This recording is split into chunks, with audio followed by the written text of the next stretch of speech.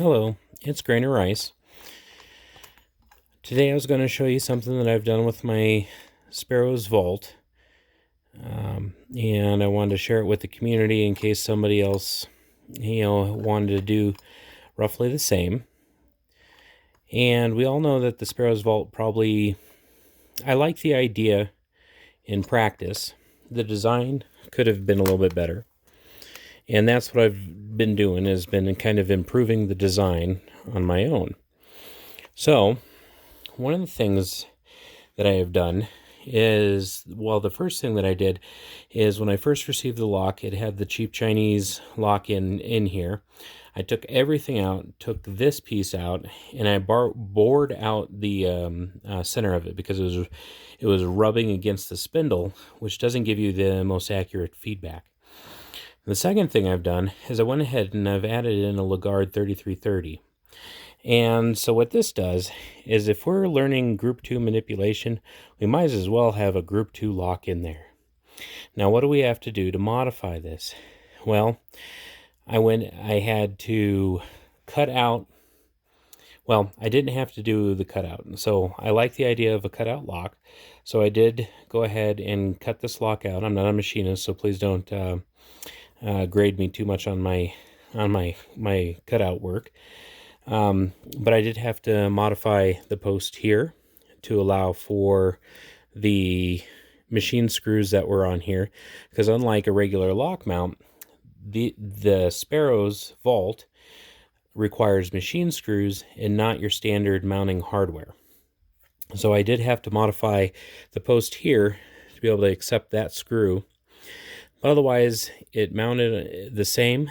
The other thing that's a little bit different, if you notice, is that our spline key is on the left hand instead of the right hand, which is fine. It doesn't matter as much, but typically this would be the other way. But if you notice in the cheap Chinese lock that comes with the Sparrows Vault, it's also splined a little bit different. That just means that your contact area is going to be in a different area. Now, the whole entire idea behind the Sparrows lock was that we were going to have these levers here, and this is the lever that came with the Sparrows lock that is for 2 wheels. This one is 2 wheels, and it's stepped, so that way you would guarantee one lever after, or one wheel after another, and the same thing with the 3 lever stepped.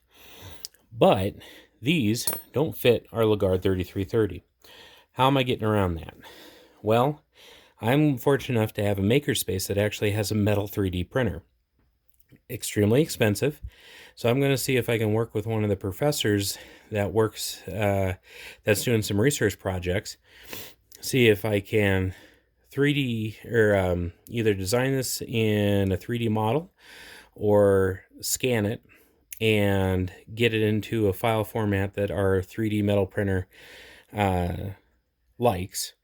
And then I'm going to see if I can throw it in with one of their projects and, pay whatever the excess is for that researcher, because the 3D metal printer is extremely expensive. And then I'll go through and either in the software, I'll go ahead and make the step levers, or I will file it down, one of the two. I haven't decided yet. The other thing that the Sparrows Vault came with was a bunch of springs, but these springs will not work with, again, this lever. This one's easy to get around of because this spring here can be made out of simple music wire and be just as effective. So these are things that I'm doing to my Sparrows Vault to, one, make it a better training aid, because I'm using an honest-to-goodness Group 2 lock that is mounted and functions perfectly. I am going to make levers specific for this lock to make it progressive in nature, and I can have extra springs as we have here, so that way I have everything that the Sparrows Vault had, except upgraded to what it probably should have been in the beginning. However, if you think about it, if Sparrows would have done that in the beginning, this lock would have been much more expensive, right? Because we're asking for a cutaway, we're asking for extra levers for an honest to goodness Group 2 that had to been modified to do the progressive nature, and all the additional work to make this into the quality product that would make it, perfect for learning Group 2. Now, the original Vault, I like the idea. I think the documentation could be laid out a little bit different, and that's something that Sparrows might do in the future, because they have mentioned that the documentation has been produced in a way that allows it to be upgraded. So we'll see what happens with this product in the future.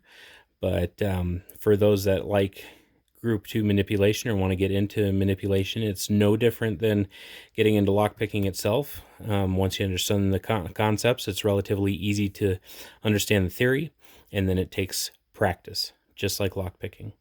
So I hope you enjoyed the video. If these ideas were interesting to you, leave comments below, and I will try to maybe do some more. If folks are interested in the manipulation aspect, please let me know. Otherwise, take care.